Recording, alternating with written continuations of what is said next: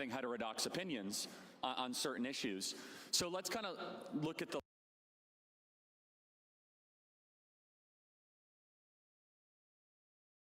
So I might have come in a little strong, I'm going to be completely honest. At the beginning of the I needed to take like 5 seconds. I think I might have had a little bit too much energy. I came in with a little bit too much and not enough calm, rational thought. So I'm gonna do this over, and I'll probably go ahead and delete the last stream. So if you catch the VOD before I can get rid of it, I need to just calmly think out each point instead of just reacting super fast off the cuff, because I realize I start to ramble. And without like an actual back and forth or direction, it's a little bit, I don't know. I'm a little simple like that, I guess.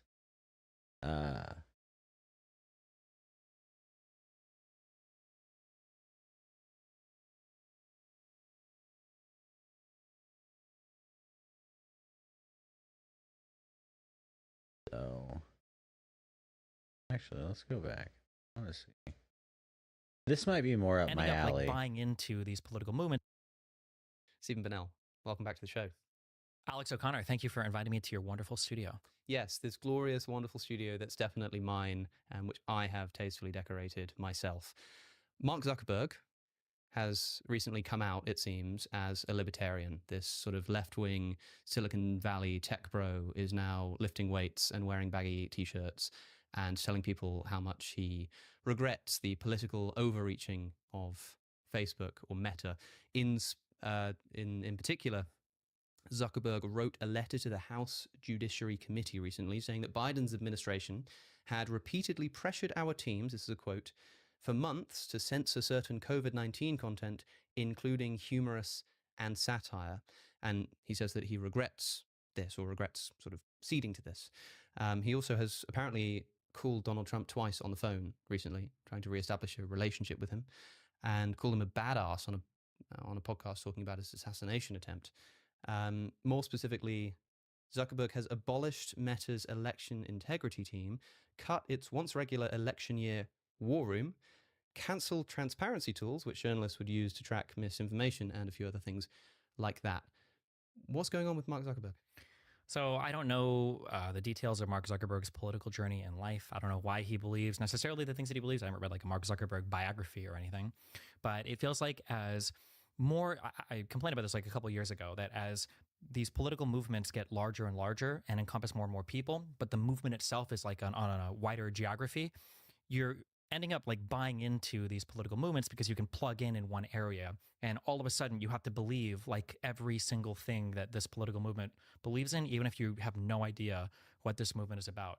Like going to the gym is like a right-wing thing now. Yeah. So it might be because you start lifting, now all of a sudden you're like a MAGA supporter.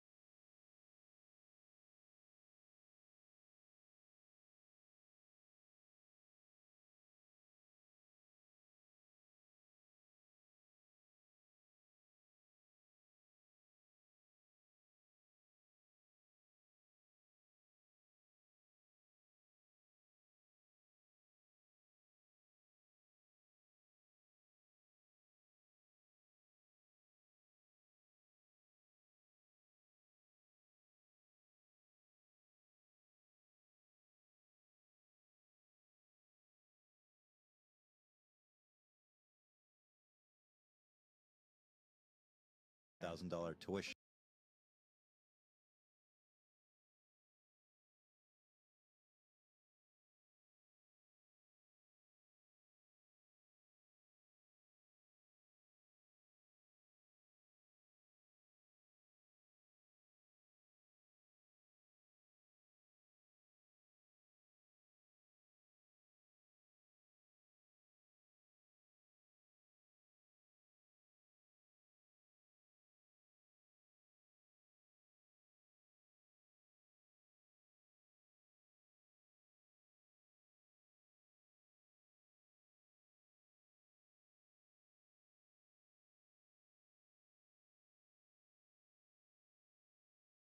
But Israel is really crazy. They figure out ways to prevent this stuff. Like the stabbing was happening for a few months, and now it doesn't really happen so much.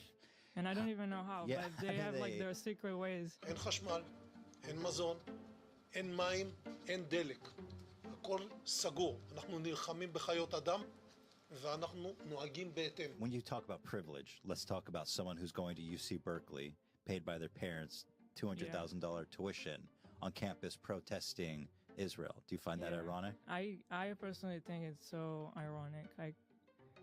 It's just like, I don't know, it's kids sitting here in like beautiful California criticizing, like you don't even know what you're talking about. What we're seeing now at Columbia, and I don't use this word lightly, we're not seeing ideological war. We're not seeing support for terrorism. We are seeing terrorism. When I grew up, I couldn't really take a bus. I was afraid of blowing up. Right. And now it doesn't really happen. So the wall did help. So should we Can not you have a explain? wall? Since the events of October 7 and the ongoing disproportionate retaliation by the Israeli state, both Islamophobia as well as anti-Semitism have been on the rise in the United States. And the Palestinians are taught to kill us at 2 years old. That's pretty spicy. Yeah. Do we have that I one? mean, I don't understand why left-leaning media, which is mostly Jewish, are calling people white supremacists, dude. Jewish. Did you just say that? Yeah, I just don't understand. Left-wing media is mostly Jewish? In order for Israel to maintain their system of apartheid and to justify their inhumane actions in Gaza, Islamophobia is quite obviously ingrained in Israeli society and Israeli politics. However, by associating itself and its actions with the religion of Judaism, falsely claiming to be acting on the wishes of the Jewish diaspora, Israel, ironically, is also perpetuating anti-Semitism. And that is 100% by design. They are vehemently against not only Israel, not only the Jewish students. Anti-Semitism is unquestionably a problem at the universities, but it goes significantly beyond that. These are protesters who are being influenced by outside organizations. The Islamic Republic of Iran is thanking them for their work. They are giving permission to these terrorists. Overnight, the U.S. House passed a bill 32291. I mean, it's just wild. It's wild to call college students protesting millions upon, or hundreds of thousands of people being just slaughtered for literally just being alive in a place where people don't want them to be. It's absolutely insane to me that this is something that even has a debate. Like, I'll never understand how people can be on the side of Israel as opposed to Palestine when, you know, you have these poor, or these, like, literal children just being slaughtered. And it's just, you know, granted, I'm not going to sit here, I'll disavow October 7th until I die. There's no reason. I mean, there's plenty of reasons, but there should have been other ways to have worked it out. I just wish that every other party that was involved in that situation would have done anything to have prevented violence, you know? And a group of representatives say they want to protect their Jewish constituents, and the bill would essentially make it easier for the Department of Education to enforce anti-discrimination laws at public institutions. So this bill would require the Department of Education to use the International Holocaust Remembrance Alliance's definition of anti-Semitism, denying the Jewish people their right to self-determination by claiming that the existence of a state of Israel is a racist endeavor. Anti-Semitism is an ancient form of bigotry, but since the creation of Israel for the past 80 years or so, it's been used as a tool for the growth and continuation of Israel's existence. And no, this isn't some conspiracy theory. Israel quite obviously wants more anti-Semitism in the world in order to justify its Zionist project. And by continuing their atrocious actions in Gaza and the West Bank, while wearing symbols representative of Judaism and claiming to be acting on the basis of Judaism, they guarantee the continuation, if not escalation, of global anti-Semitism. The anti-Semitic decision of the International Court in The Hague is a modern Dreyfus trial, And it will end the same way. The decision to issue an arrest warrant against me, the democratically elected Prime Minister of the State of Israel, and our former defense minister, was made by a rogue prosecutor who's trying to extricate himself from sexual harassment charges, and by biased judges who are motivated by anti-Semitic sentiments against the one and only Jewish state. Sleek and stylish in this wool blend, Najiba is hot, hot, hot. It's a look that screams, look out world, I'm a woman of the 12th century. Islamophobia is also an ancient form of bigotry, and although its existence in the United States was prominent before, Islamophobia's use as a tool for manufactured consent reached its cultural climax more recently, specifically after 9/11. You're saying that Islamophobia is not a real thing, that if you're critical of something... Well, it's not a real thing when we do it. Right. Well, no, it really isn't. I'm not denying that certain people are bigoted against Muslims as people. And that's a problem. Big of you. But why are you so hostile about this? It's gross. It's racist. We have to be able to criticize bad ideas. And of course we do. No liberal doesn't want to criticize bad ideas. But Islam at this moment is the motherlode of bad ideas. Jesus. So we have 9/11 was a major turning point in the United States. I mean, let's be honest, man. For those who don't know, that was Sam Harris on Bill Maher's show with Ben Affleck. And if Ben Affleck looks at you and is like, Jesus, man, like, it's got to be rough. You know, he's been through Hollywood during some of the worst years of Hollywood, at least of modern times. He's had to put up with and probably perpetuated some of the worst parts of modern Hollywood. And he's still sitting there looking at Sam Harris being an absolute Islamophobe, saying that Islam is the motherlode of bad ideas. And while I don't personally agree with any religion, that's a little bit, I mean, it's the conflation of Islam with Arab people that makes these people just so insanely, rabidly Islamophobic. Is like they think just because people, it always boils down to brown people bad. That's what it just boils down to with these right-wing people who have this frame of mind that the other is going to come in, invade, and destroy them. States. The 90s were almost seen as the end of America's global fight against evil. The USSR was far behind us, and the United States didn't have a major adversary that they could villainize for their own self-interest. So in August of 2001, when George Bush was briefed by the CIA about credible threats of plane hijackings, it was the perfect opportunity for manufacturing consent. And that opportunity became reality on September 11th. Today, our fellow citizens, our way of life, our very freedom came under attack in a series of deliberate and deadly terrorist acts. I've directed the full resources of our intelligence and law enforcement communities to find those responsible and to bring them to justice. We will make no distinction between the terrorists who committed these acts and those who harbored them. For the next 2 decades and counting, the United States would use this day to not only justify their actions in Iraq, but to justify any sort of potential war crimes inflicted on an Arab or Muslim population. The 9/11 attacks were carried out by Al-Qaeda, an organization headed by Osama bin Laden, which had openly declared war on the United States and was committed to killing innocents in our country and around the globe. And so we went to war against Al-Qaeda to protect our citizens, our friends, and our allies. And 9/11 was only the catalyst. Growing up in the United States post 9/11, I was surrounded by subtle yet quite obvious in retrospect anti-Arab propaganda.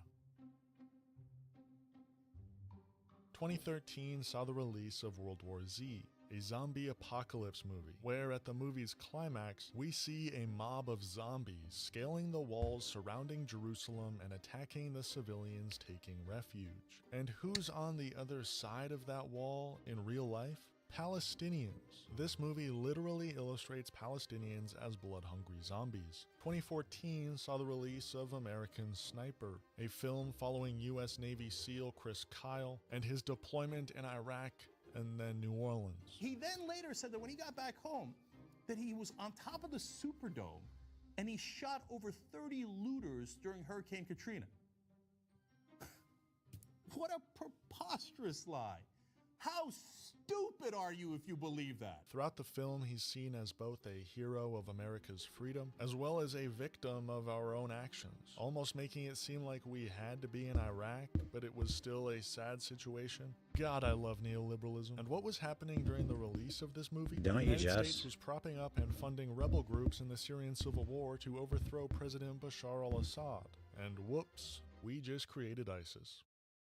We also grew up with master works like Captain Phillips, where Somali pirates are given zero humanization or explanation for why they're hijacking ships, the only explanation being they're just a bunch of crazy Arabs. Or the beautifully innocent movies of Sacha Baron Cohen, a British man who's made an entire career off of perpetuating dehumanizing anti-Arab stereotypes. In my country, we have KFC, Kazakh fried cat. These associations in our media create an anti-Arab bias in the minds of its audience. But where those biases are confirmed is when these victims of American imperialism reach a point of retaliation, like the events of October 7th. Today, the people of Israel are under attack. In this moment of tragedy, I want to say to them and to the world and to terrorists everywhere, the United States stands with Israel. I got up this morning, started this at 7:30, 8 o'clock, my calls. Hamas terrorists crossing in Israel, killing not only Israeli soldiers, but Israeli civilians. Entire families taken hostage by Hamas. Just days after Israel marked the holiest of days in the Jewish calendar. It's unconscionable. For the past year, ever since October 7, 2023, Islamophobia has seen a resurgence in American media. Palestinians are described as terrorists who have a hidden desire to unalive Jewish people from a young age. Rudy was saying that Palestinians are taught at 2 years old to kill Americans. That's pretty spicy. Yeah. Do we have that one? Like Kamala. The other one. I could add it. And those who support the people of Palestine are labeled anti-Semites or even terrorists themselves. What we're seeing now at Columbia, and I don't use this word lightly, we're not seeing ideological war. We're not seeing support for terrorism. We are seeing terrorism. And what it was literally a vigil for terrorists. Now, I was on the University of Washington campus last week when they had this big rally, this big march for Hamas, when they were literally chanting. This is the kind of thing I can't stand, though.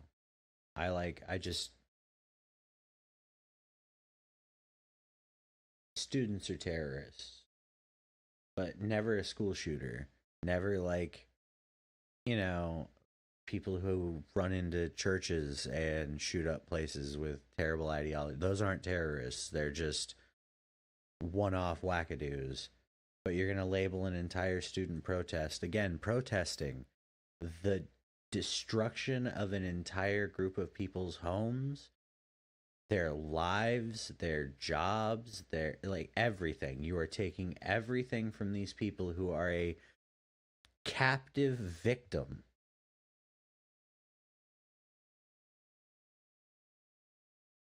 It's absolutely insane to me. From the river to the sea, Palestine will be free, and they mean free of Jews. They want all Jews out of the land. I had people literally tell me to my face that they were celebrating the fact that babies had their heads cut off. There's nobody on the entire platform to call him out. Nobody. They've all been banned. Nobody. There's not a single dissenting voice with his straight up radical, anti-American, anti-Semitic, pro-China, pro-Russia, pro-terrorism takes.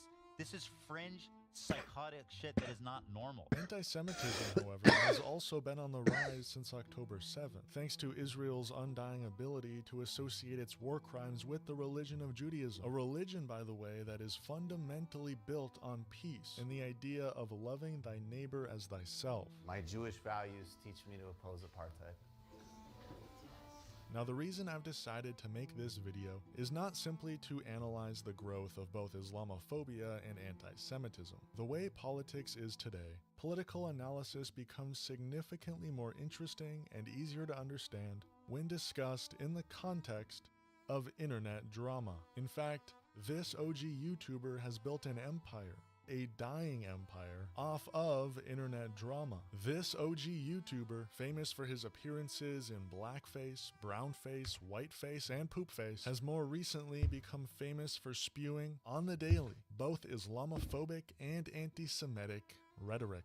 Fresh criticism for Hassan, who is an outright supporter of terrorism, quite literally. He is a champion for terrorism and a supporter of terrorism. And if you don't believe me, watch the video. Now, there's a lot of details I could get into regarding Ethan's racist crash out, but I'll save that for a future video. What I really want to focus on today is this tweet and the context of this tweet by Hassan Piker. My former podcast co-host misunderstood me when I said in America that anti-Semitism is institutionally unacceptable, but Islamophobia is permitted if not encouraged. Yesterday, he proved my point. Ethan has a long history of Islamophobia, stretching all the way back to his time in Israel. Go figure. Like when Ethan and Hila visited an Arab village, and Ethan was afraid of the call to prayer.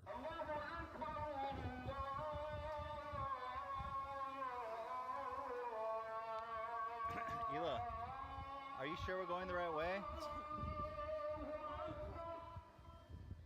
Hila, are we going the right way? I'm hoping so. Yeah, no. I don't know, we just need to find the water. You know what they say? Follow the Allah Akbars. Or when Ethan said Arab Muslims have an inclination towards committing acts of violence. I do, on the other hand, acknowledge that, I think per capita, a lot of the weird fucking terrorism and crimes and shit, there's definitely some strong thread of violence through the Muslim community. Yeah. Or Arab Muslims, to be more specific. Or when Hila said the wall between Israel and the West Bank had to be built and was proven effective. They built a wall, and Israel should be a one state with Palestinians and Israel's all living together. They should reduce the borders and remove the gate. That to me seems like super ignorant. It is, because when I grew up, I couldn't really take a bus. I was afraid of blowing up. Right. And now it doesn't really happen. So the wall did help. There's still a lot of other ways. There's tunnels and, Yeah, rockets. Yeah. When Hila was a kid, there was no wall around Greater Israel that blocked out the West Bank and Gaza. And it was I remember in the newspaper when you were growing up, almost daily, right? Not Suicide daily, bombs but it was weekly. happening a lot, and it was terrifying, yeah. In cafes, shopping malls, in buses. Mm-hmm. And it was just like a slaughter. It was just a slaughter. And so they're like, oh, let's build a fucking wall then. And lo and behold, no more suicide bombs. And my whole time there, my whole 5 years living there was one failed, shitty attempt. Mm-hmm. The list goes on. You told me once you went on a mission with them. Mm-hmm. To a terrorist city. But these clips are all quite old, and for a while there, Ethan was able to hide any of his own Islamophobia. Yet when October 7 took place, Ethan Klein's Islamophobic tendencies came to the forefront. I find it incredible that people think that Hamas is going to take over all of Israel and happily coexist with Israelis. If there's a state of Palestine, it makes sense. But if you're in one state, all that's going to happen is everybody is trying to bring as many people there as possible. And by the time there frankly are a lot of Palestinians, right, in the area. And once the Palestinians outnumber the Jews, basically anything is fair game for the Jews. Anything. Oh, it's going to be a secular country? You mean Hamas, the Islamic fundamentalist group, is going to come out and do a secular country? What the are you talking about? I feel like people are so deluded. They'll look at something like From the River to the Sea and be like, oh no, that doesn't mean that they want to, they just want to create a secular state and peacefully live with Israelis. By the way, segregation is not real. There's 20% of the population in Israel is Palestinian, full citizens, integrated in all levels of work. And over time, he played victim, claiming that people calling him a Zionist are being anti-Semitic. Ironically, an anti-Semitic statement in and of itself. But I'll get to that in a bit. That's my problem, is that people, they're watching with the expectation, they're looking for any little nugget to get indignant over and to call me a Zionist. Mm-hmm. If you call me a Zionist, you're anti-Semite. You know why? Because I'm not a fucking Zionist, and I've made that exactly profoundly, deeply clear. So when you see someone on Twitter, when you see someone in the audience calling me a Zionist, what they're calling me is a fucking Jew. Mm-hmm. And this whole Zionist that false conflation is going to create so much unneeded extra stress on everything else as well. It's unbelievable, quite frankly, how much unneeded drama is just brought up. And, well, not even just drama, just unneeded, like, accusations of bigotry and hatred because you don't like the Zionist project of Israel. That includes the genocide of an entire group of people. Like, nothing establishes genocide as proper. Genocide is never okay. It's literally Lebensraum. Like, oh yeah, Israel is expanding. It just needs more living space. You know, there's just not enough space for all of the pure Jewish people in Israel to live in. You know, it sounds really familiar. It's just it's nutty that fascism is doing what it does and propagandizing so effectively to so many people. Zionism thing is just so fucked up. It's basically a purity test on Jews. You got to be, are you a good Jew or a bad Jew?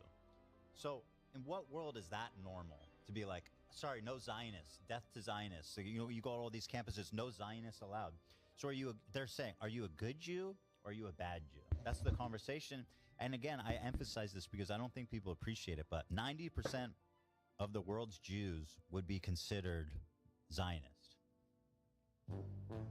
For the most part, Ethan didn't mention Hassan once, or vice versa, for the past year. And although Ethan decided to end leftovers, and thus end any discussion regarding Israel-Palestine, the topic did still make its way into an episode here and there. And it was still quite clear that Ethan and Hila had some difficulty with the topic. But it wasn't until the day of our Holy Lord, September 11th, 2024, when Ethan Klein decided to go on a full-on spite-driven and seemingly Islamophobic crusade against Hassan and anyone associated with Hassan, more often than not people who are pro-Palestine. Why did he all of a sudden decide to go on this deplatforming campaign against pro-Palestinian streamers, many of whom are Arab themselves? Simple. They were promoting terrorism and simping for Osama bin Laden. My friends, it's so good to see you again. Happy Friday to all of my... Happy Friday! Let me do my Space Invader. There we go. That's a better pillow for this. To my crew, to my beautiful wife, to my dogs.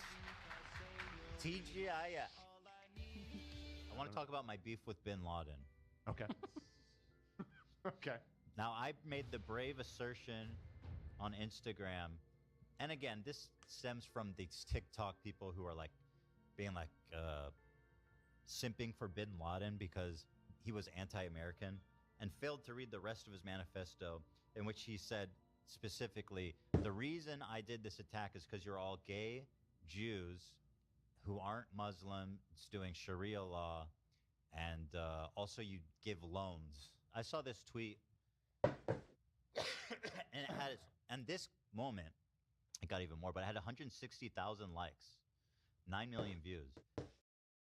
So there's a lot of people on Twitter who are like, yeah, this guy's onto something. Do Americans actually know why bin Laden did all that? Or do they believe he hated that they can vote or something? And what's interesting to me is that when I actually read his writings and learned about it, it occurred to me that, like, holy shit, that is kind of why he hates them. He did quite literally hate Americans because they could vote and had freedoms. He specifically states in his writings the reasons: homosexuality, lack of Sharia law, drug use, lending of money, and letting Jews run the country, or the world, frankly. Please read his writings before regurgitating tanky talking points and running defense for a mass-murdering, homophobic, anti-Semitic piece of shit. Fuck bin Laden. Anyone trying to rewrite history. Yeah, I mean, if I want to extend a little bit of grace to some of these people that, you know, I'm assuming have not actually taken the time to fully read his manifesto or his writings or whatever, you know, there are parts of it where he's critiquing, you know, U.S. imperialism and messing with countries in the Middle East, like you said.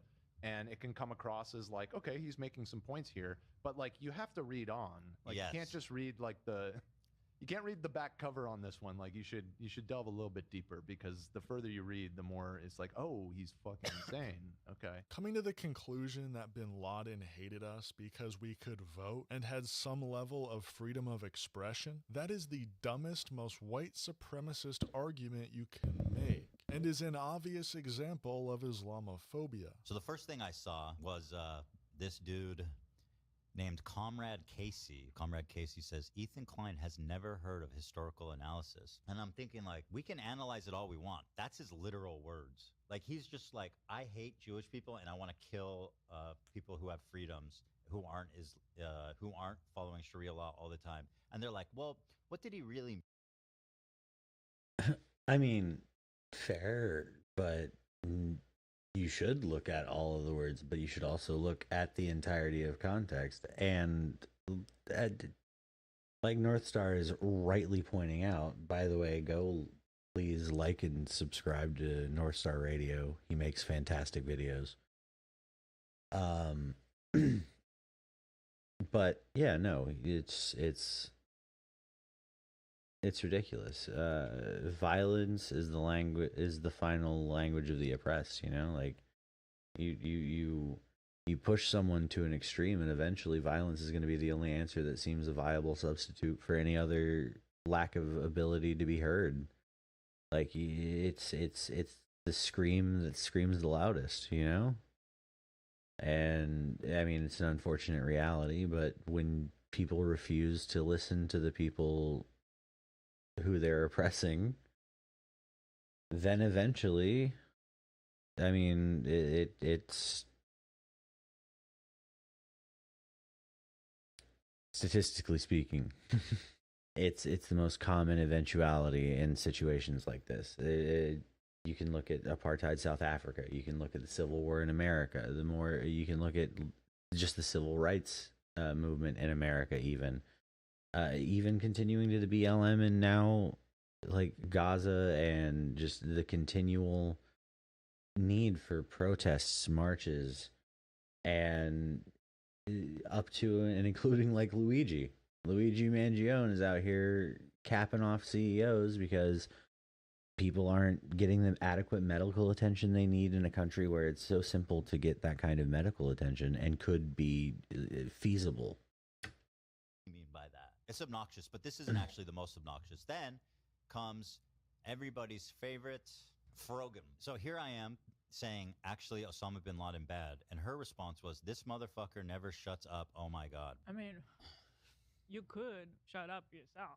It was this collection of leftists on Twitter giving a correct analysis for what transpired 23 years earlier that officially marked the beginning of Ethan Klein's public hatred for socialists. Someone who a year earlier described himself as a socialist, or at least socialist adjacent, had now reached a point where he hates most socialists and thinks of them all as terrorism, simping anti-Semites. So anyway, here's what I says.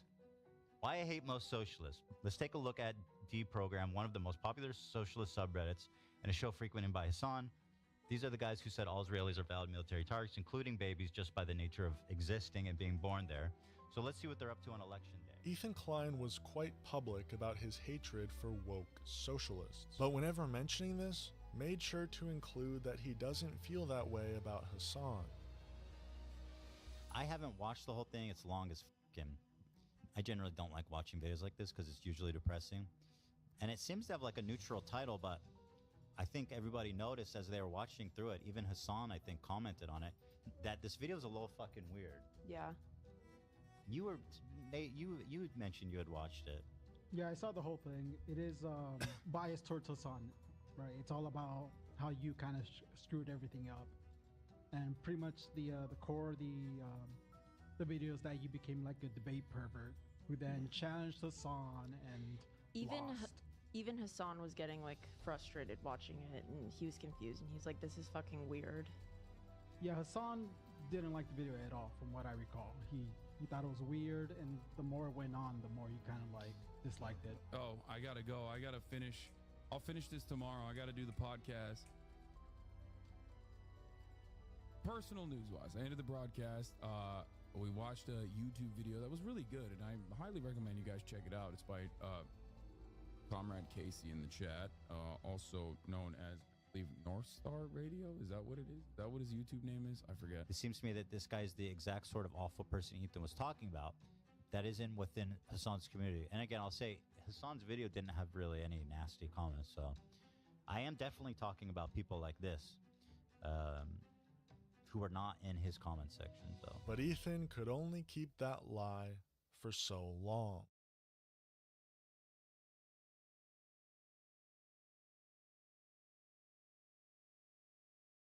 I think he put out the next one. There we go. And I didn't finish it? I can't believe that. Well, I'm glad I get to finish it now. Last week on NSR's coverage of the continuing and ever hilarious crash out of Ethan Klein.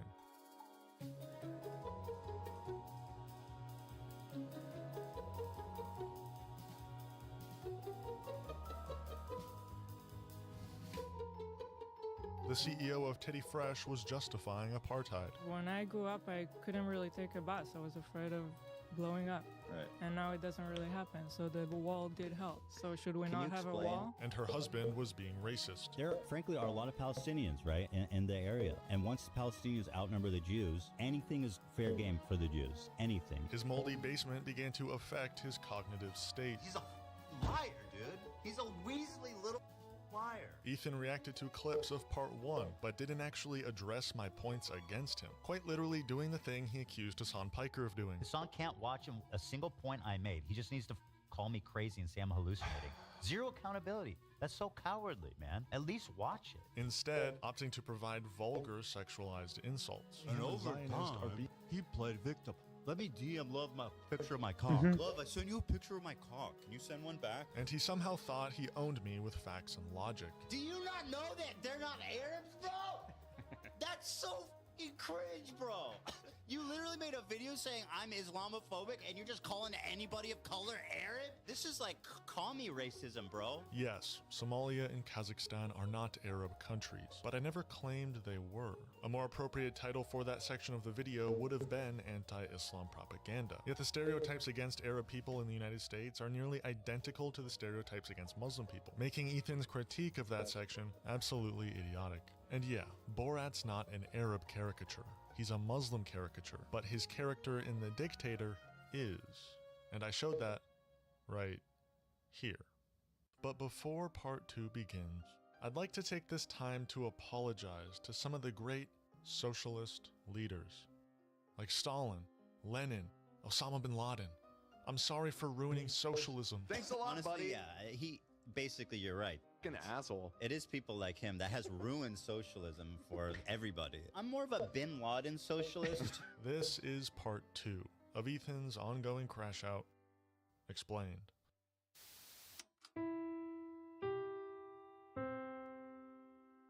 Today's broadcast is brought to you by viewers like you. Become a member today and unlock exclusive content at patreon.com/NorthstarRadio.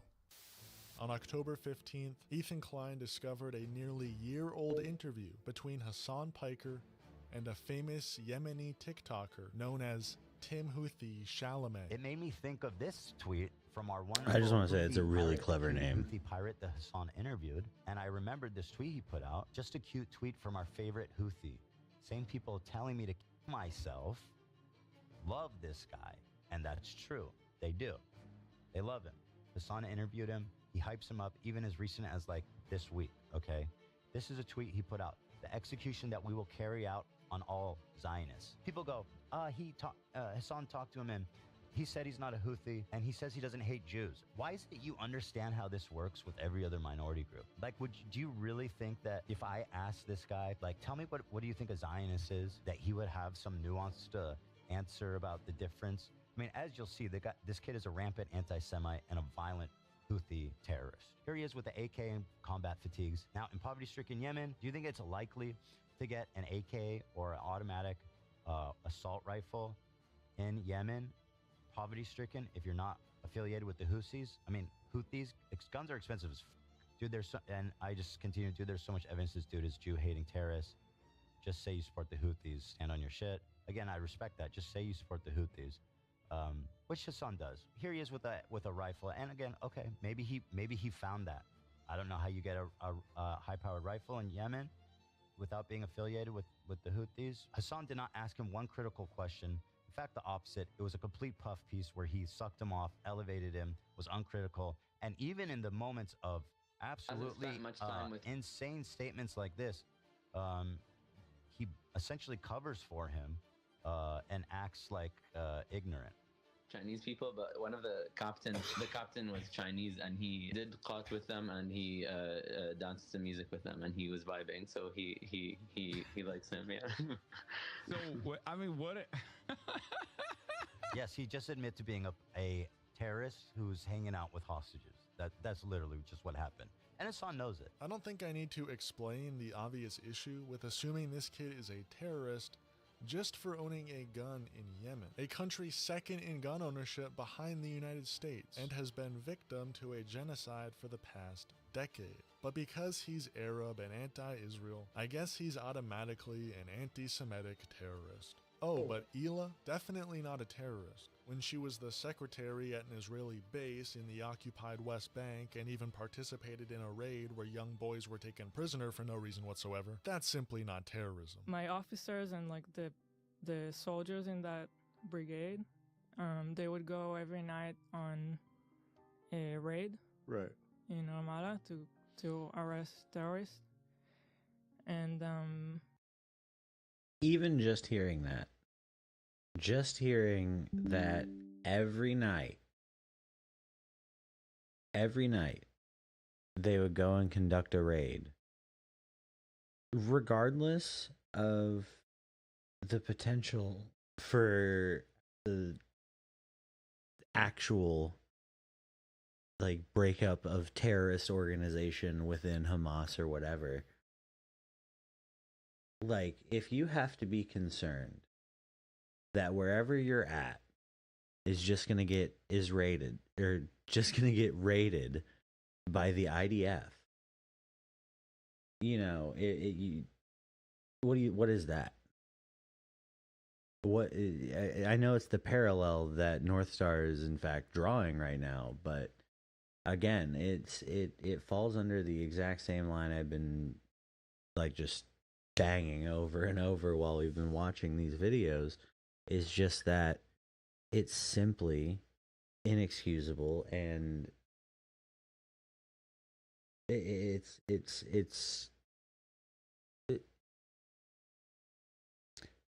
hard to understand a world where that's acceptable. Like it's pure terror to live in a world where everything you own and everything you've ever known can be destroyed in an instant just because the people who live next door to you and built the wall so that you can't get through into the better parts of town don't want you there, and they can just choose whether or not you even get to live, period, not even just there. That's pure terrorism. Like, that's just pure terror. so I always saw them preparing for it and leaving, and then I would stay in the base. So one time I wanted to go with them just to experience it. Why, you just were all of a sudden had an urge to go with them? I just wanted to see what it's like. Right. Wanted to see it. Okay. So they took me with them one night, even though they weren't supposed to. Did they armor your ass up? You're driving in this like Jeep that's bulletproof. Right. So I was in the Jeep, and then as soon as we entered Ramallah, the people in the city started shooting us. Wow. And I heard like a bullet hit the Jeep like right next to my head. Did they arrest anyone that night? They did. Did they bring it in the same car with you? No. Oh, different car. There's a few cars going. Damn, that's crazy. Was it like, how did you feel? Was it horrifying? It was strange.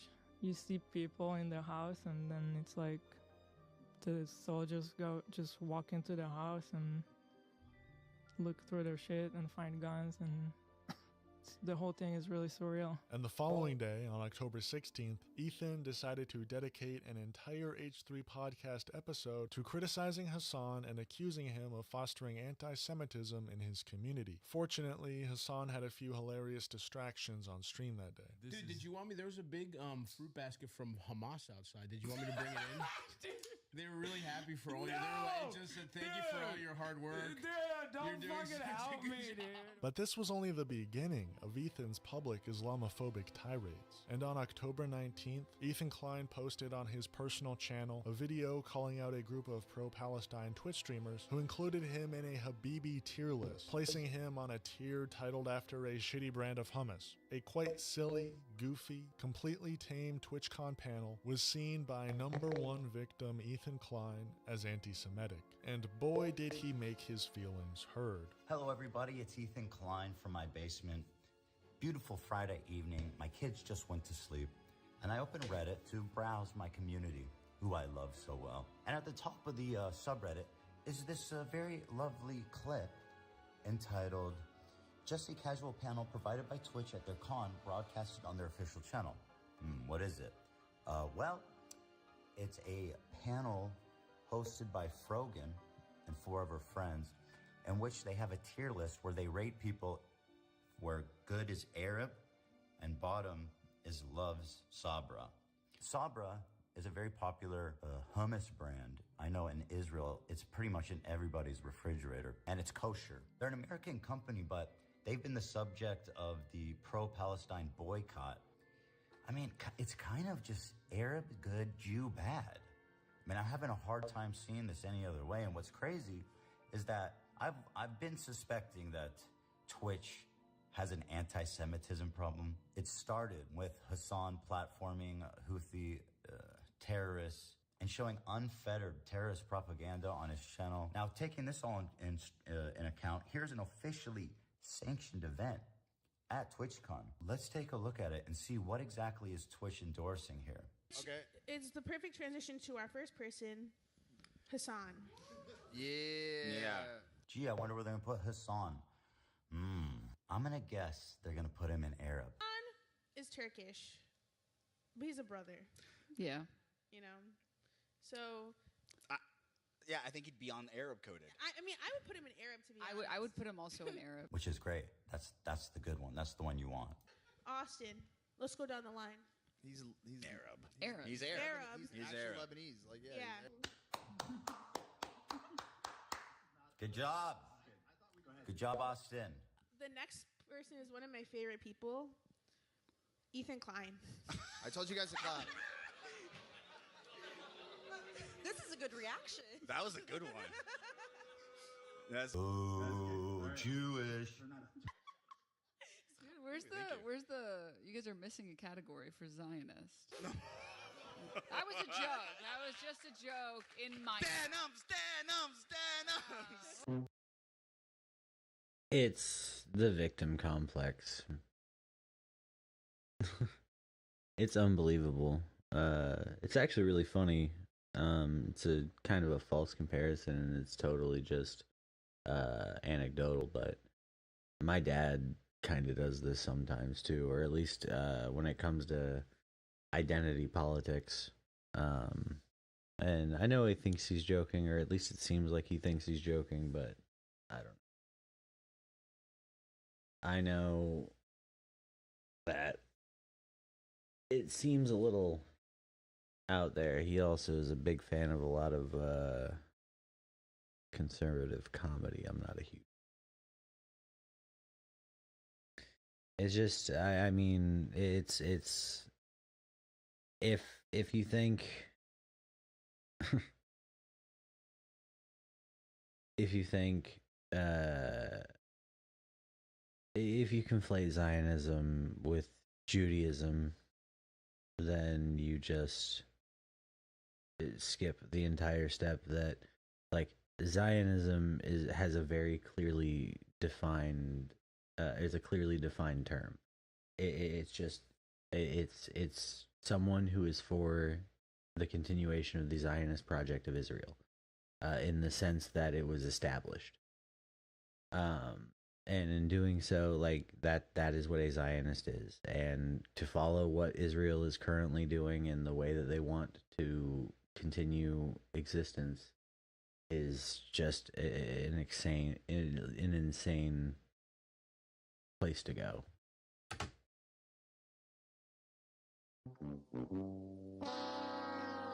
We're very proud of you, Denims, for bringing anti-Semitism right on stage, and you guys are killing it. He even talked about it 2 days after the fact on the H3 podcast, dedicating another 30 minutes to calling out the entire panel and another tight 15 emphasizing his hatred for Frogan. Beep, boop, beep, beep. That was fun. Okay. So now let's talk about Friday night. On the topic of Twitch being a haven for anti-Semitism, this clip started circulating Friday night. And I frankly was outraged by it. Watch this. Tell me if you think this is cool. Frogan, for some reason, has a 45-minute panel at TwitchCon. I mean, she averages, I think our highlights fucking channel has a higher average viewer count than she does. They're doing a tier list where Arab is at the top. Arab coded, asks permission, thinks it's a slur, and then this one says, eats sabra, which is an Israeli hummus brand. So essentially you have Arabs are at the top, an Israeli hummus brand that is essentially, I'll get into why for all the reasons, but just imagine on Twitch TV in this year of 2024, making a tier list based on race. And nobody has a fucking problem with that. People make all kinds of excuses to say, oh, it was about this or it was about that, and it doesn't matter, and you're blowing it out of proportion. Okay, you have a tier list based on race. Where's the Jewish panel? Where's the Jewish panel? And here's Hassan basically running defense for obvious, unmitigated, disgusting bigotry. Yeah, Sabra hummus. Trading or using tobacco. Which is literally the shittiest hummus you can get. All right, TikTok. And has been on BDS lists regardless for... That's what I'm saying. He immediately associates it with Israel. They are admitting it right there. It's been on the divestment list for many, many years. Immediately associates it with Israel. That's what I'm saying. Yeah, it's trash hummus. It implies that you're white, as in... White. You don't eat good hummus. White. Again, this is Hassan's MO. He won't actually watch it. He will draw an immediate conclusion that supports his dogmatic theory on the world and then move on while poisoning the well in his fan base. Anyway, this guy made this video. Christ, it sounds a lot like my friends. I generally don't like watching videos like this because it's usually depressing. And it seems to have like a neutral title, but I think everybody noticed as they were watching through it, even Hassan, I think, commented on it, that this video is a little weird. I haven't watched the whole thing. It's long as Frogan gets in trouble for saying one of the most heinous, ridiculous things I've ever seen. And immediately, her and her cohorts start blaming me for it, saying, oh, it's my fault. Look what you did. Look at this shit. So she went in the midst of all this stuff, and she's trying to be an edgy leftist. She learned it from daddy. And here it is. I have no pity at all for any fucking soldiers. Distress, thank you so much. I will never have any fucking pity for any fucking soldiers. The U.S. military? Boo fucking who? I hope you get PTSD. Genuinely, I'm not like a simp for the army by any means. I recoiled when I heard that. I was like, oh my God, that's fucking crazy to say. I'm not like a military simp. I don't get the whole thank you for your service thing. This isn't like World War II. You weren't drafted. You signed up to do a fucking job. You're being paid. You weren't forced into a war with Nazis. You're bombing villages from a drone. And like, I mean, God bless you for that. Oh my God, that's fucking crazy to say. But in the end, Ethan received the amazing news that he got all of the streamers on this panel banned for 30 days. These streamers, being some of the biggest pro-Palestine voices on the platform, were forced to miss the incredibly important general election that went to Trump. So, with minimal evidence, we can conclusively blame Ethan Klein for Trump's victory. They may be How sweeping dare up he. everybody from that video, Ethan. What does that mean? Denims and the others. Let me confirm. Denims also should be fucking... At least she should be 2 weeks. You're like death noting these people right now. Bro, she literally... Chill, I mean, dude. she says in the video, Ethan was put there derogatorily. And then she goes, where's the Zionist category? Like, that's the thing. I mean, you they're can saying use that it. word however you want. It's anti-Semitic. They're literally saying You what can it is. say anything you want as long as you call a Jew a Zionist. And that's just anti-Semitic. All right, she's here we doing it. Here we are. We have Denims. Bye. Has been banned. Bye. Zionists. Just say that, and that song's fucking a hit on Twitch. Capri Sun Poppy has been banned. Who? Bye, bitch. Capri Sun Poppy. okay. All these guys running. Meanwhile, Neon unbanned. What is going on? Can't win them all. Only a few days before this episode, Asmongold, a very popular streamer, was banned for only 14 days for calling Palestine an inferior culture, defending the ongoing genocide. I'm not going to cry a fucking river when people who have genocide that's baked into their laws are getting genocided. I don't give a They're terrible people. It's not even a question. It's crazy that people don't see it that way. They'd be doing the same thing. They're not able to kill as many people as Israel because they don't have as many bombs and as many weapons.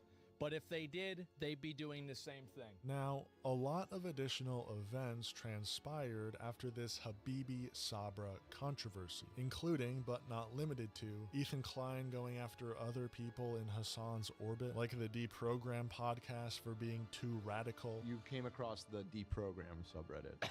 Also, if you're going to be subscribing to North Star, subscribe to Deprogram. One of the hosts, Second Thought, is the biggest socialist YouTuber, 2 million subs. Deprogram's probably the biggest socialist podcast, and their show's frequented by Hassan, who co-signs them by the biggest socialist streamer.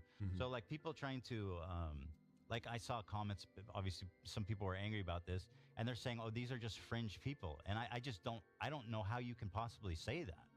I think the problem, is there's something rotten within this movement, and, like, it's not my fault for calling it like I see it. What fuels anti-Semitism? Okay, what is it?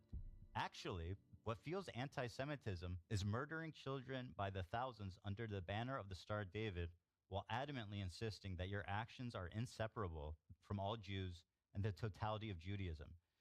This is fucking disgusting. Actually, anti-Semitism is the Jews' fault. This is left-wing anti-Semitism. It's disgusting, dude. 2,000 upvotes. Everybody's down with this one. I'm telling you, dude. I'm telling you. These people do not like Jews, while adamantly insisting that your actions are inseparable from Jews. That's them doing that. Like, what is she saying? Israeli government. They're saying the Israeli government represents themselves as being the Jewish state and therefore, like, sanctioned by the religion. I don't think they say that. And by biased judges who are motivated by anti-Semitic sentiments against the one and only Jewish state. Or popular streamer Ludwig Womp for womp. not being hard enough on Hassan. Today's video is about Ludwig, actually, who made a video called What is Happening to Twitch, in which he explains what is going on with the adpocalypse taking place on Twitch right now. In this video, he somehow didn't mention me, Hassan, Israel IP block, or anything. It's like he's so afraid of pissing off the cool kids that are not going to let him sit at their table anymore. The stakes are a little higher, in my opinion, because by misrepresenting what happened, he doesn't help anyone. I mean, he helps Hassan. That's the only person he does, but he's sweeping this anti-Semitism issue right under the rug to the point where it's like, wow, you really don't care. You really do not care about this at all. But I do imagine a video in the near future diving deep, point by point, into the past few months of the H3 podcast. But this is not that video. Fast forward about a month to November 13th, and after Ethan spent the entire episode rightfully criticizing the normalization of anti-Semitism in online spaces, he decides to demonstrate the normalization of Islamophobia by unironically playing a game titled Twitch or Terrorist. Today, my friends, we are going to play the exciting game here. You at home, play along. We're going to play, is it Twitch or is it a terrorist? Let's take a look here, guys. I don't know who made this, but yeah, I'm not a fan of the Hassan and Osama on the front page. They need at least if they're going to compare them, I mean, I'll guess. Yeah, That's insane. Yeah, it's a little Here's what Islamophobic, Hassan you know? had to say. Just a It is little. fucking insane to just like put actual anti-Semites alongside people who are not anti-Semitic but pro-Palestinian in an effort to be like, see, they're all terrorists. Look at all these guys. Included one post each from Hassan and Frogan, who's another creator Ethan's called out and feuded with in the past. But again, most ended up being from creators Sneeko and Myron, so he ended up closing the game by saying, You're right, though. That game sucks. It was just not enough variety. It didn't prove anything because all the anti-Semites was just like Myron and Sneeko. And so all that happens, but then once the clips... Damn, I can't believe that they couldn't find anti-Semitic quotes of me.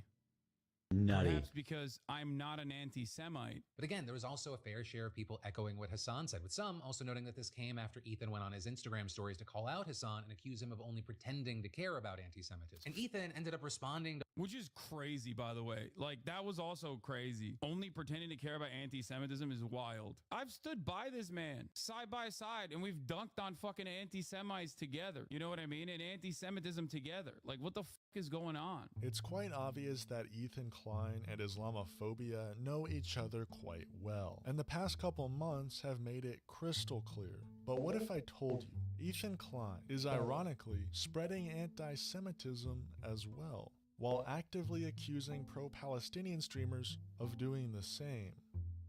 Ethan Klein has long lacked an understanding of the term Zionism, a far-right political movement to establish a Jewish state where the right to exercise self-determination is unique to Jewish people and Jewish people only. Imagine for a moment, if you will, the United States in the present day. Imagine a bill reaches the U.S. House of Representatives called America, the nation-state of white people. In its basic principles, it states, the right to exercise national self-determination in the United States is...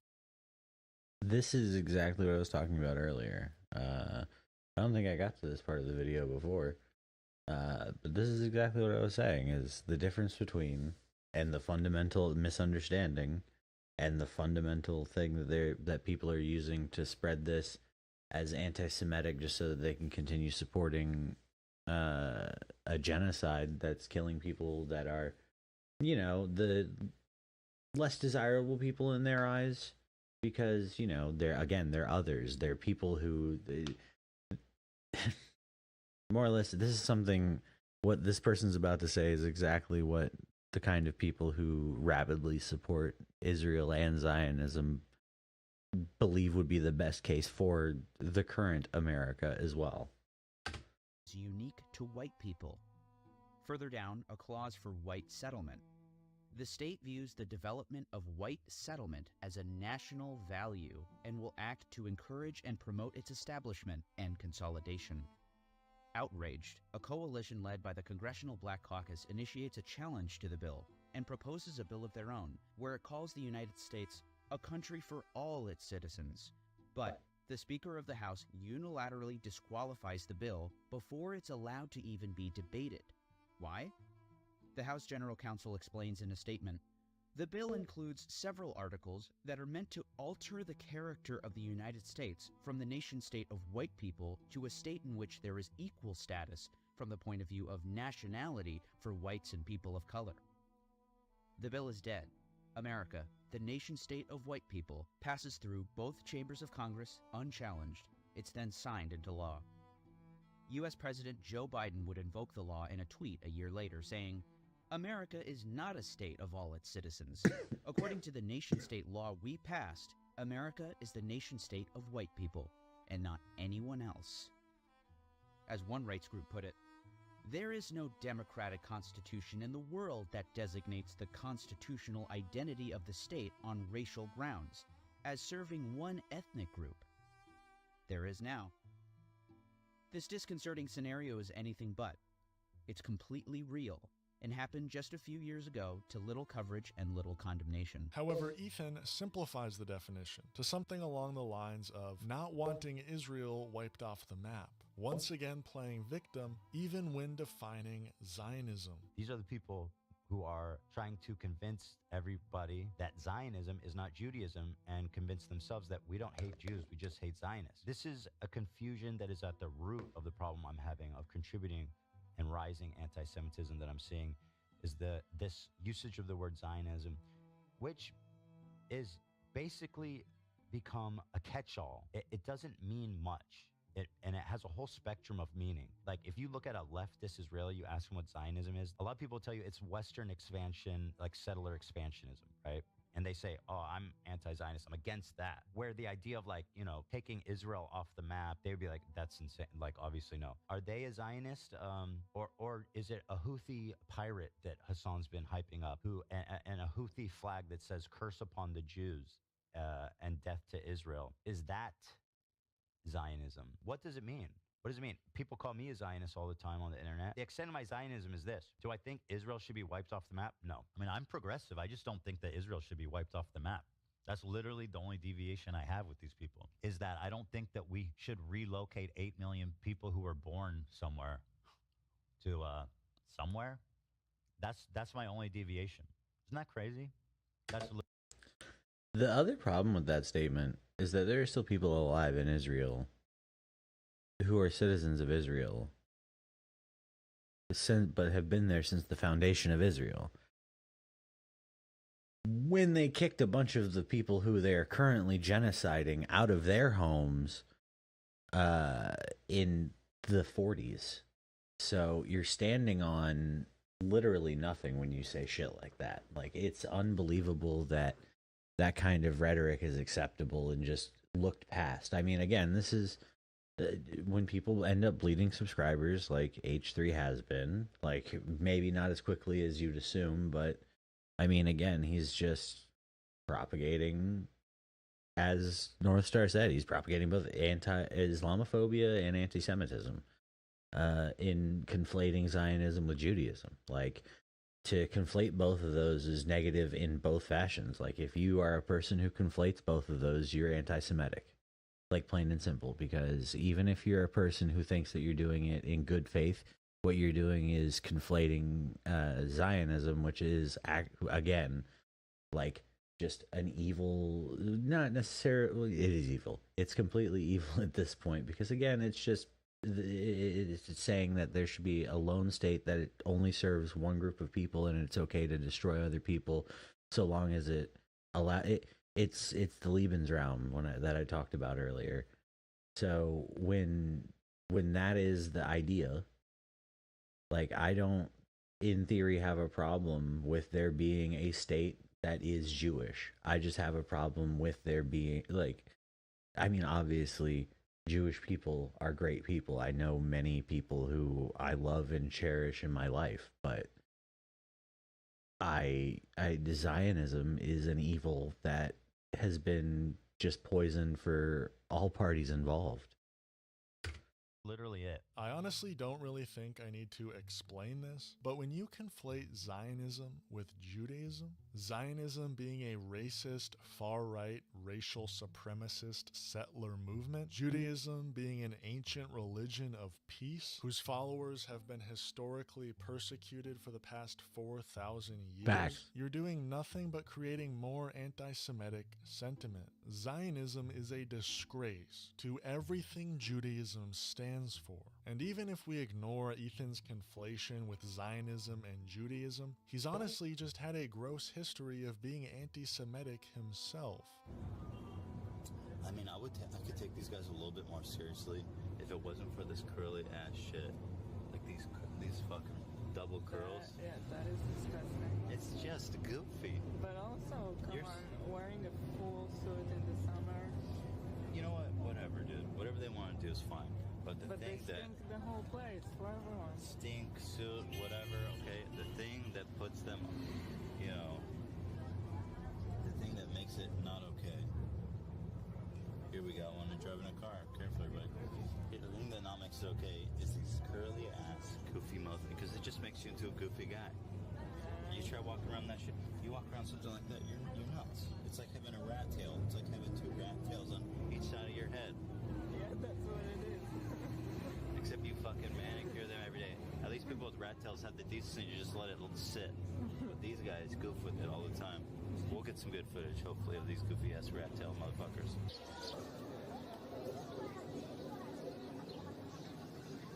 Here we are in Hebron. It's the home of the Jew, the Jewy Jew, not just this Jew like me or Ela, but this is home of the super Jew, the Jew, the dirty, grimy, jacket wearing Jews, real dirty ass, nasty. Jesus Christ. You know what I mean? It's like, who can look more Jewish? Boom, boom, boom. It's like it doesn't end. I mean, come on. You have to be very generous to a Hasidic Jew, right? I'm not How would I touching that know? one. Yeah. Oh, well, I'll gonna tell say to that? I mean, I've lived in Israel for 5 years, so they wear the suits, they got the hats, they don't shower nearly enough. When it's 1,000,000 degrees outside, they rock the black suit. They stink, bro. They stink, and they don't shave. You've seen their face. Imagine what their dicks look like. Wait, I always thought those were like fake. No, those Those are real? Those aren't extensions. Those are real. Those are all. That is commitment. I guess, if you're going to do it, you're going to do it. Their faces look so gnarly. So imagine what these dudes look naked, and they're all pretty fat, too, because that wife's at home cooking. That's all she does. Not all fat.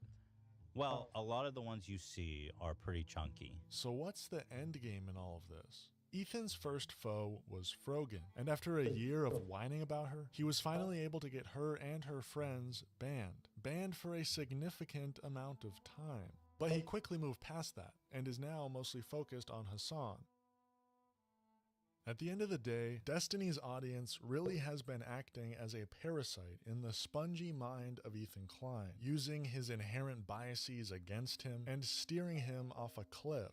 And parasitic they've been, somehow getting a sitting congressman, Richie Torres, to write a letter to Twitch and their owner Amazon entirely centered around Hassan Piker and the quote-unquote anti-Semitism he has fostered on Twitch. If the KKK or the Third Reich were a social media platform, it would be Twitch. A congressional letter has been sent to the leadership of Amazon and Twitch to sound the alarm about the amplification of anti-Semitism on Twitch. It was sent by a congressman, Oh my gosh. and it's got like the official heading and shit.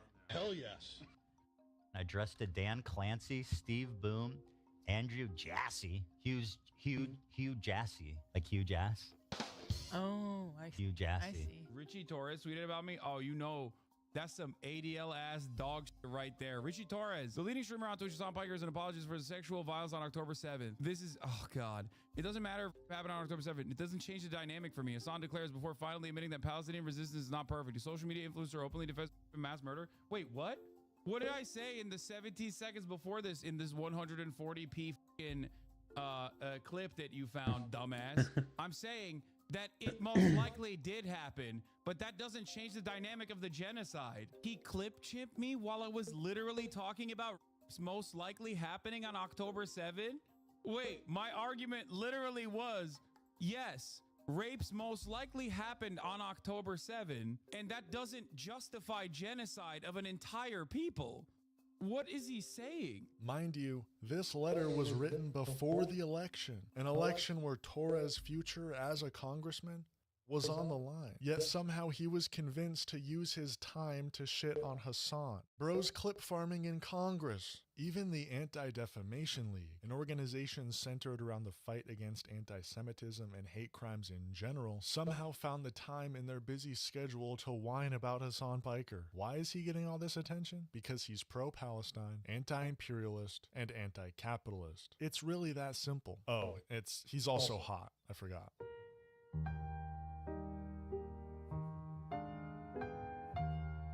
I'm honestly not sure why. So we've only got Ethan 6 is minutes doing left. the After things this, we're he's gonna play doing. some Marvel Ethan Rivals. seems to me the kind of guy that thinks he's right about everything. And when people challenge him on it by the thousands, he will do everything he can to prove himself right, rather than admit he may be wrong. Even if that means resorting to a public 3-month-long crash out where his Islamophobic biases are on full display. The thing about what I'm saying is that I'm objectively right. I'm sorry to tell you guys, I hate to break this to you. I'm just downright objectively right.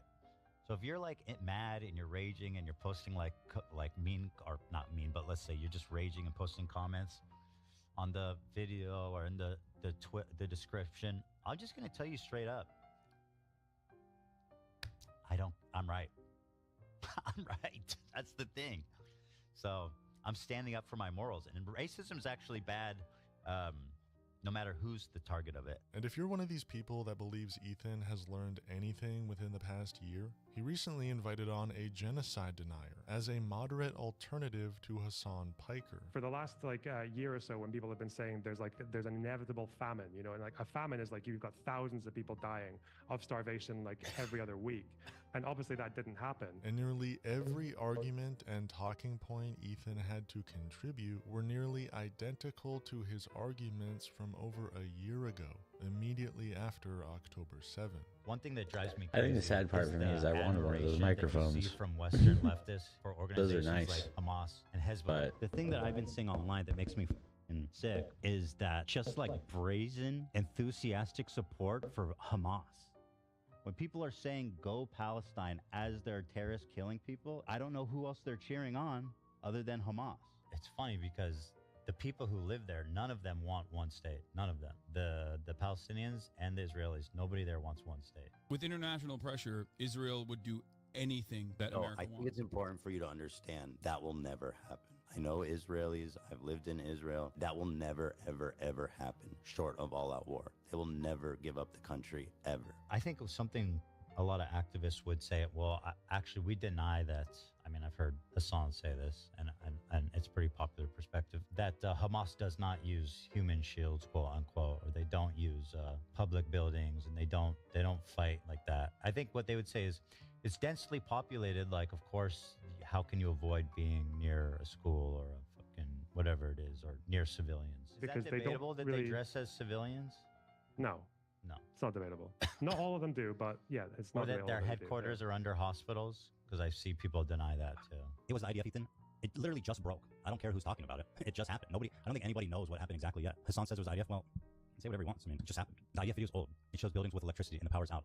Dude, you guys gotta stop with these weird conspiracy theory stuff. Just wait like a few hours. That's it. Not even from like a nationalistic, Zionistic perspective, just from a pragmatic point of view. To look at that situation and say, I think we can like lift the blockade and let everybody in Gaza and the West Bank have free reign to go into Israel and basically just, you know, fully integrated from one day, just it's lights are on, the borders are gone, full integration. Pragmatically, that seems like a total disaster. I mean, that would be like all the governing bodies in those areas are pretty much dedicated to violence against the Israelis, and it'd be crazy, right? I mean, it would be mad to do that. There is, I believe, a widespread belief held by nearly every Israeli that if the borders would dissolve, if the borders would come down, there would be a massive genocide against Jews. I find it incredible that people think that Hamas is going to take over all of Israel and happily coexist with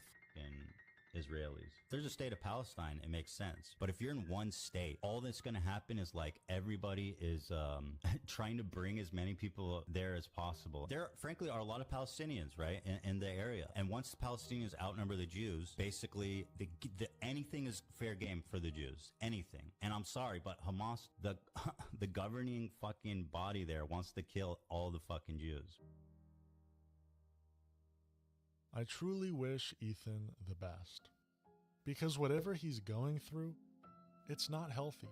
And if this continues for another month or two, I can't help but imagine that it will have a huge impact on the legacy of the H3 podcast and Ethan Klein. But that's a video for another day. Thank you for watching North Star Radio. Peace and love. Free Palestine. There's been a lot of criticism. For sure. Alright guys, I'm going to take a brief, 30-second break.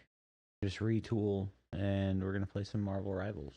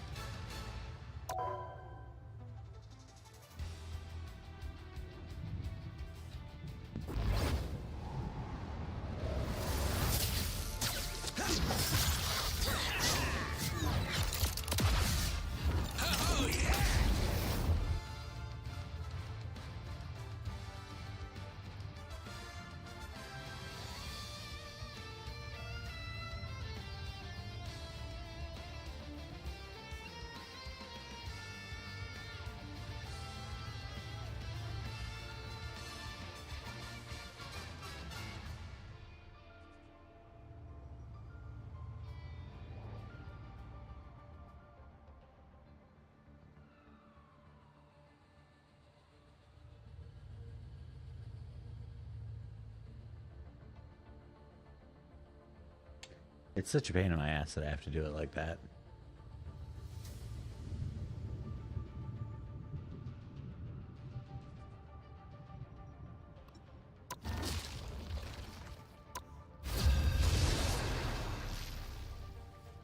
Well, let's party, huh? No, I guess I should switch to my headset, huh?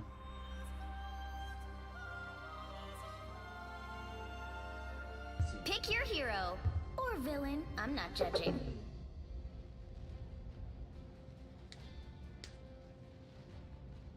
Oh shit. We in here?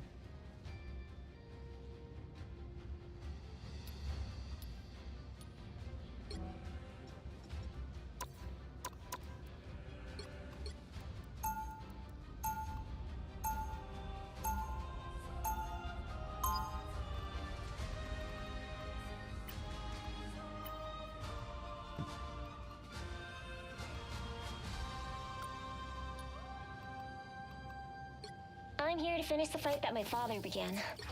30 seconds The before you web of attack. life and Get destiny is ready. fragile. How Someone you has to folks? protect it. I'm watching you. Make one move I don't like, and I'm dropping you on the spot. Ooh, a threat. How exciting.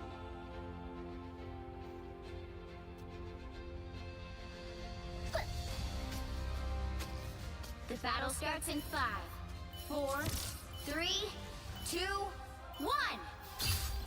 All you need to do is capture the mission area. Got it? Yggdrasil be praised. Look who just showed up.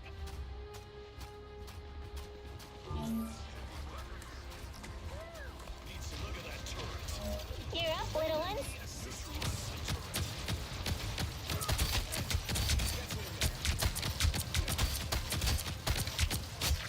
Looks like the mission area is yours to capture now.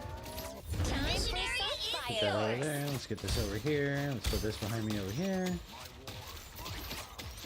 How about no, Jeff? Eat it, Jeff. Come in now, durable sharky thing. Rude.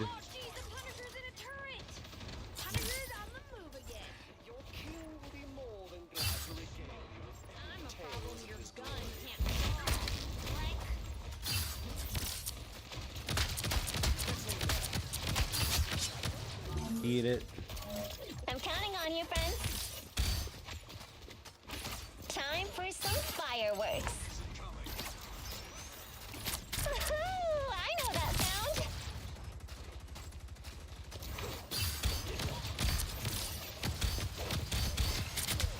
Systems restoring. Yeah. No. Good job, spiders. You've captured more than half of the mission area. Keep going. My trap worked.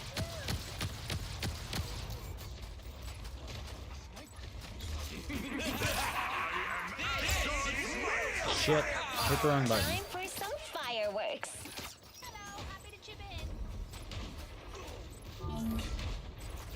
Reload. You're up, little ones.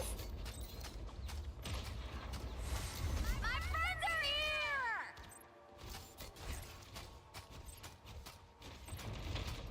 Bring on the chaos. The area's almost yours! My trap worked. That's a big ball sniper.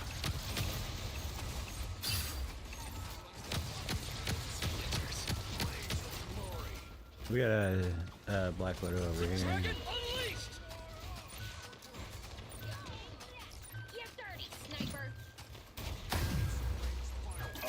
This is gonna hurt. Nice.